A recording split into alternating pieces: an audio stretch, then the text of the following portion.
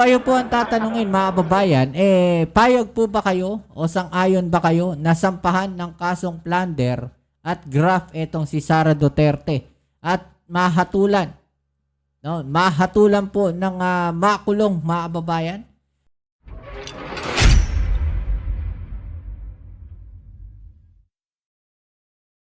What's up? Welcome back din sa ating channel. It's Bobs TV.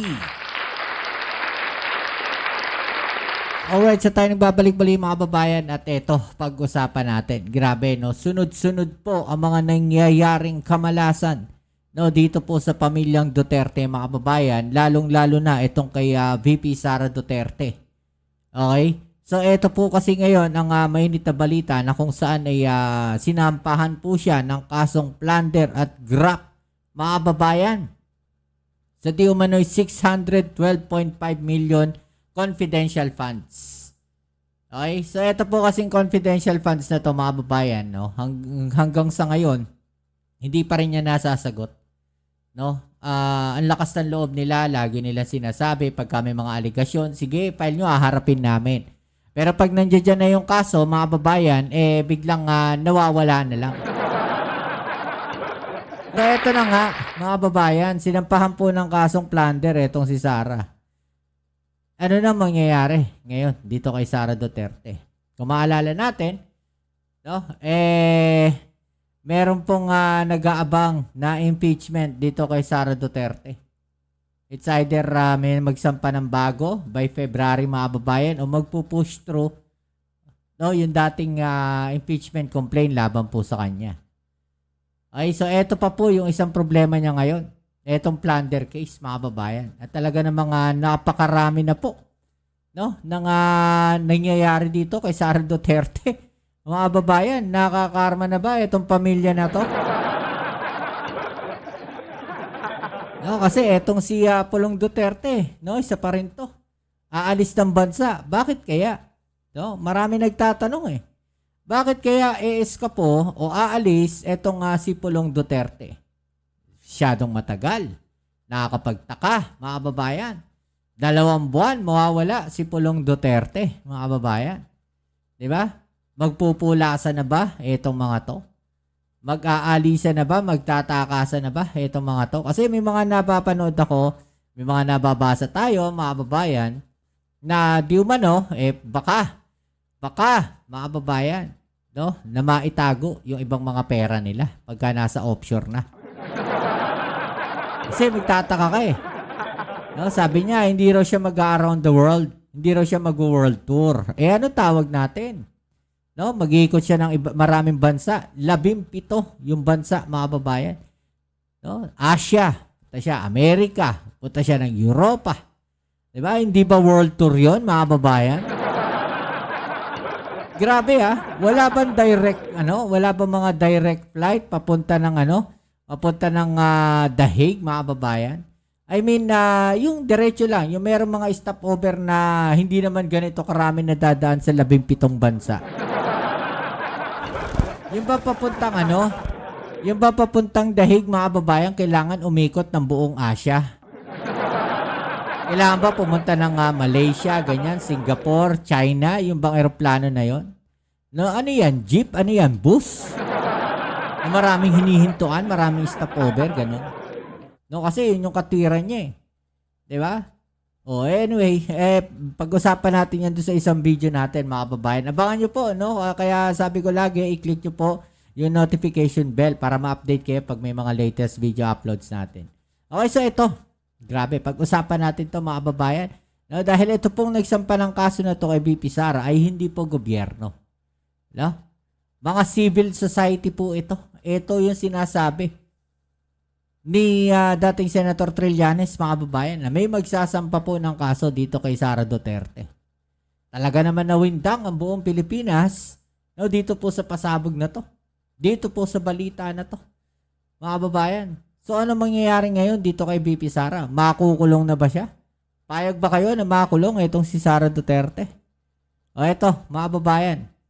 Inireklamo sa Ombudsman si Vice President Sara Duterte ng plunder, graft, malversation at bribery. Grabe, ang dami, mga babayan. No, ang daming kasong isinampa sa kanya. Ewan ko na lang kung makalusot pa to. Dahil yan sa mali umanong paggamit sa mahigit 600 milyong pisong confidential funds. Grabe. Dawit din ang 15 opisyal ng kanyang opisina at ng DepEd.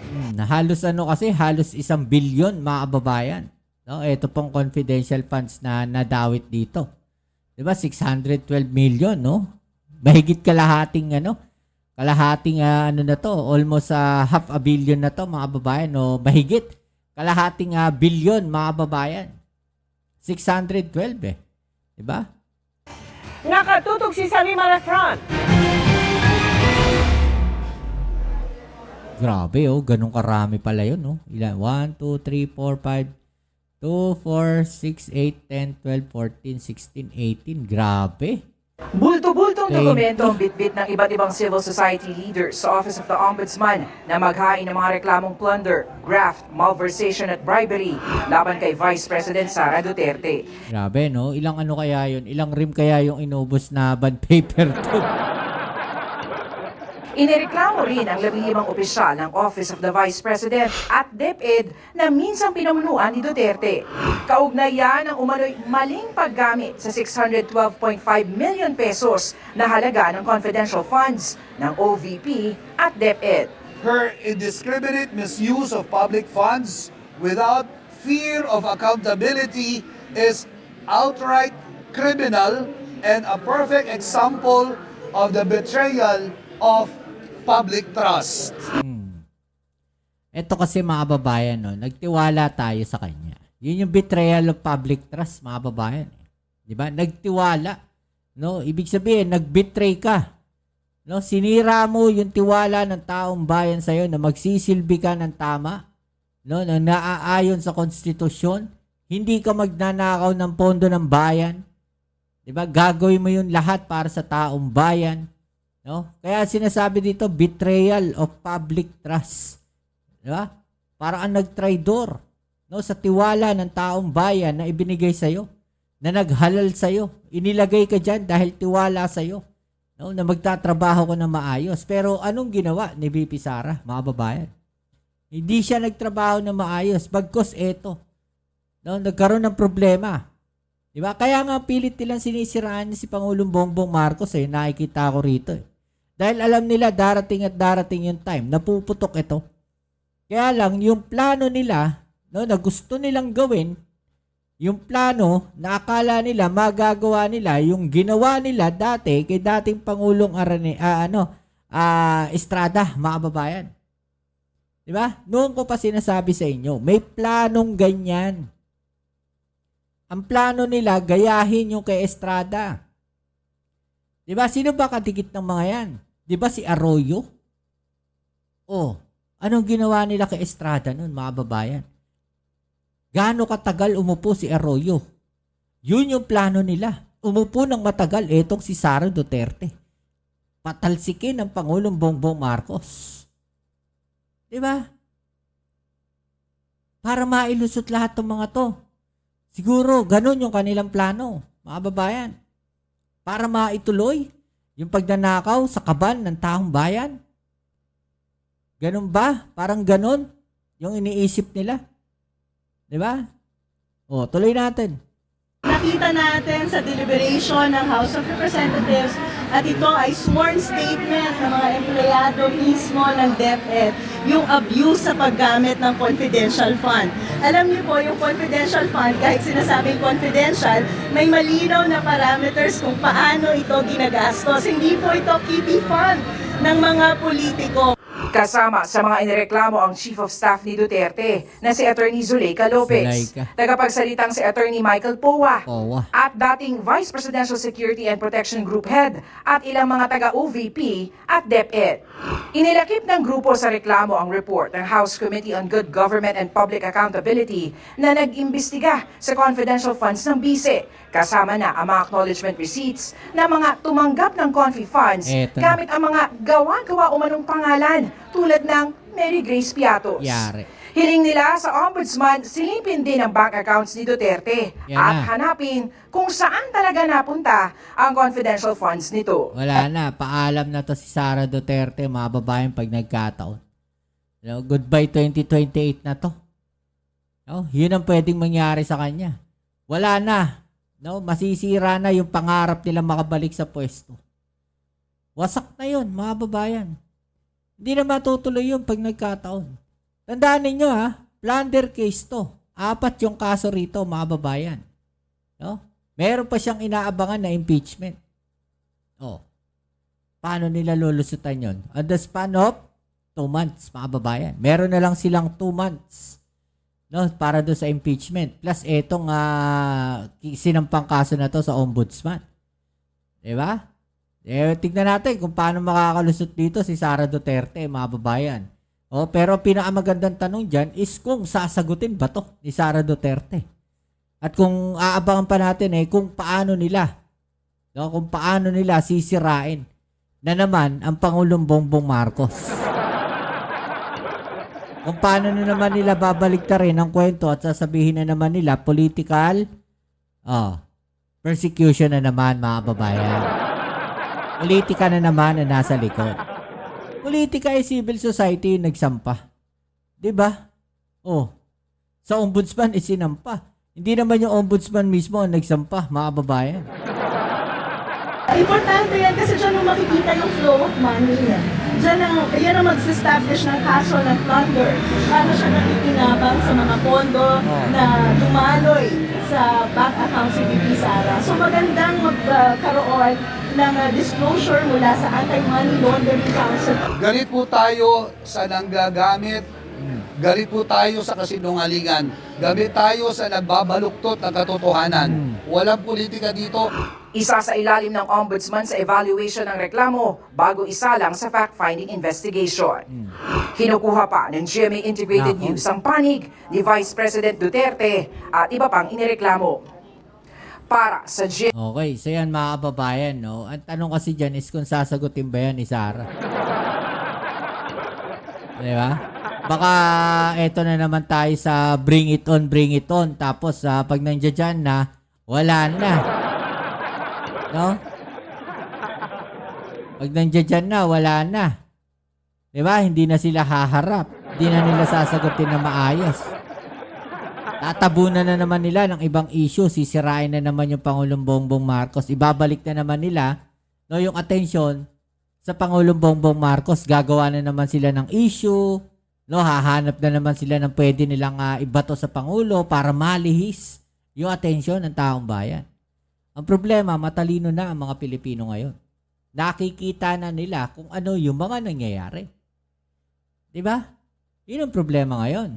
May dagdag na natin to, mga babayan. Ilang grupo ang nagsama-sama para maghain ng kaso laban kay Vice President Sara Duterte sa Office of the Ombudsman. Para sa update, magbabalita live mula sa Quezon City, si Mobile Journal Arles de los Santos. Sa Arles, ano ang isinampang reklamo kay VP Sara Duterte at ano ang basihan nito?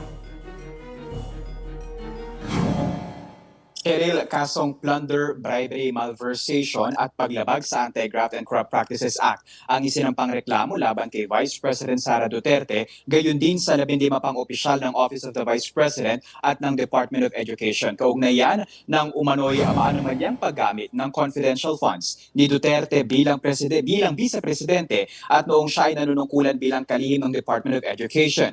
Ayon sa mga complainant, ang 612.5 billion pesos confidential funds ay umano'y diverted, misused at concealed dahilan para isampa ang kaukulang mga kaso kasama na ang culpable violation ng konstitusyon at betrayal of public trust. Bisa rin umano ang nagpasimuno at magpatupad ng umano'y parallel at identical scheme sa paggamit at pagtago ng confidential funds ng OVP at DepEd. Mayroon din daw mga cash advances na iniabot sa AFP officers na si VP Sara rin ang pumili kahit wala umantong itong legal na otoridad para tumanggap ng government funds. Gayon din ang anilay kaduda-duda at kulang-kulang at mga tila inimbentong mga resibo lamang kung saan nga lumutang ang pangalang Mary Grace Piatos. Ayan. At matatandaan din Diba? na 1,992 na pangalan na nakatanggap ng confidential funds ng Office of the Vice President. 1,322 sa mga ito ang umano'y walang record ng kapanganakan sa Philippine Statistics Yan na Authority. nga. Di ba? Iba-iba yung pangalan, mga kababayan. Nahalatang inimbento lang. Di ba? Ikaw ba naman makakita ka Mary Grace Piatos? So, may kapangalan pa na yan, no? Marian Rivera, mga kababayan. May joke mo pa. Di ba? Tapos kamukat-mukat mo, wala pala mga birth certificate.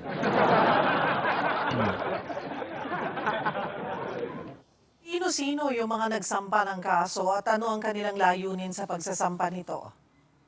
Cheryl, so ito ay mga bahagi no ng civil society members and organizations no, pati ilang mga religious groups kasama na diyan. Si Father Flavio Villanueva no na nanawagan sa Office of the Ombudsman na tutuldukan na nga no ang umano'y mockery ng Vice Presidente no sa transparency ng Tama. pamahalaan. Ang sa gayon Tama. daw ay mapanagot ito no at bigyang paliwanag kung paano nga ba ginamit talaga itong confidential funds. Hindi ba ito makakaapekto doon sa planong muling pagsasampa ng impeachment case kay VP Sara at may reaksyon na ba ang kampo ni VP? Sa ngayon, Cheryl, ay wala pang reaksyon no, ang kampo ni Vice President Sara Duterte pero hindi raw ito makakaapekto no, doon sa impeachment case no, na ngayon ay naka-archive at meron pang apela sa Supreme Court. At iba pa rin yung pinag-uusapan dito yung plano na muling pag-file ng impeachment case sa pagpasok ng 2026. Ito ay dito, ombudsman mismo ang sisilip dito no, ng kaso na ito at kanina nga ay nakita natin yung bundok no, ilang mga pile na mga papel na ipinasa dito bilang kanilang mga ebidensya. Arles, mayroon din daw nagsampa ng reklamo sa ombudsman laban kay Congressman Romeo Momo. Ano ang basihan nito at may reaksyon na ba ang mambabata sa aligasyong ito? Alright, so yan mga kababayan, no? So babalik natin yung tanong natin, no? Kayo po ba ay payag na makulong itong si Sara Duterte at papanagutin doon po sa mga kaso na yan na isinampa sa kanya, mga kababayan? Kung ito man po ay mapapatunayang totoo, mga kababayan, no, sang-ayon ba kayo na managot, makulong etong si Sara Duterte? I-comment po sa ibaba ang inyong mga opinion at atin yung pag-usapan, right? So yan, muli kita-kits tayo sa ating next video upload. Dito po muli ang inyong Kuya Mobs, it's a Mobs TV. Peace. I'm out.